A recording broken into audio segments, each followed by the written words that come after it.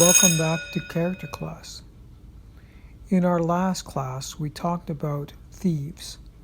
In the previous one, we talked about fighters. So, we also discussed how to calculate your armor in Harnmaster. And now we're going to talk about actually getting into a fight. The combat system in Harnmaster. It seems complicated, but it's really not. First, let me set the scene for our example. We're going to have a combat between two characters whose sheets I'm going to show on the page. To set the scene, Sir Robold has been drinking at the inn. He can't wait to use the washroom, so he decides to go into the alley.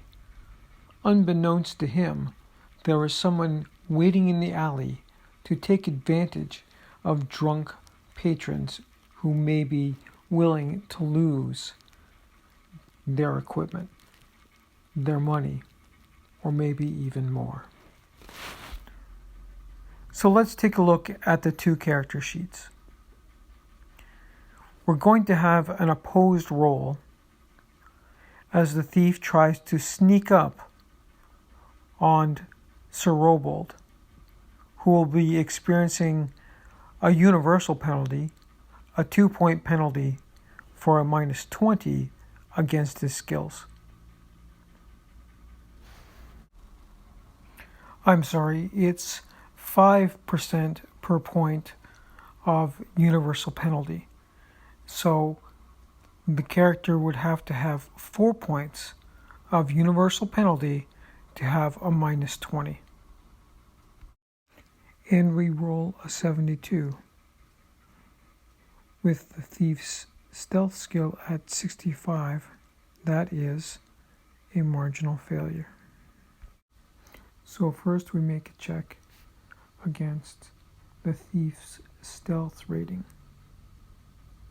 which means our drunken stumbler Sir Robold gets a hearing check at double his SB.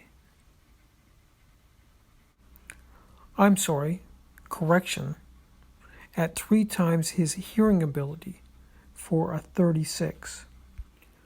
The roll is a 40, which is a critical failure even before factoring in the minus 20. I'm going to suggest that Robold can't hear the thief in the alleyway over the sound of urination against the wall. Our thief decides that he is going to strike with the blunt edge of his dagger against his victim's head. Because he is surprised, there is no reason to roll initiative, and the defense that he will be taking against this strike is ignore. The blunt aspect of his weapon is worth 1 additional point. So let's calculate the effective mastery level of the attack roll. Since our defender will be rolling against the ignore option, he doesn't have to roll at all. Our attacker, since he has chosen to strike against the head, will have a minus 10 penalty for his hit location. So his effective EML is 58. So our roll is a 53. That makes this a moderate success. When we check the chart against the ignore defense, that gives us a result of an A3. So we'll roll 3d6 to generate our damage, plus the 1 point of blunt damage that the dagger creates. But where does that 13 points of damage get applied? we'll roll against our hit location chart to find out where. A 27 on our hit location chart, and remember we're using the head hit location, indicates a hit to the face. So let's consult our chart to see what 13 points of damage does to the face. As we can see from consulting the chart, our injury generated is a serious bruise on the face, generating an E4 shock roll.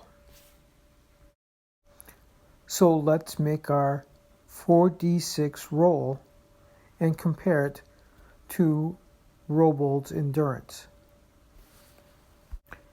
The roll of 15 is higher than his endurance of 11, which is a fail and renders Robold unconscious.